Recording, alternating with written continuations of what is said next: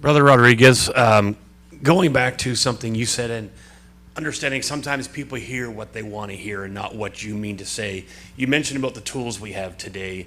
And I'm just concerned for the young people. You made comment about, we have tremendous tools today that the King James translators did not have.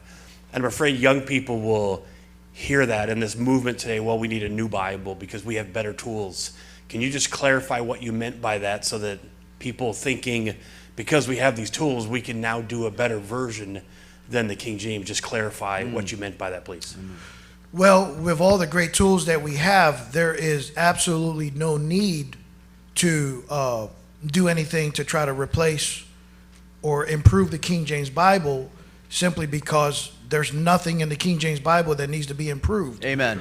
I believe it's 100% perfect. Praise God. Inerrant. I don't think there's one shred of error or anything that even needs to be embellished or improved from Genesis to Revelation, because God gave us a standard of purity to measure. But what is a worthy task is, as I mentioned a minute ago, there are over 3,000 languages in the world today that do not have one verse of scripture in their language. And this is what really upsets us, that in English, we have over 300 or so Bibles that nobody needs. Many of them was just a big waste of money.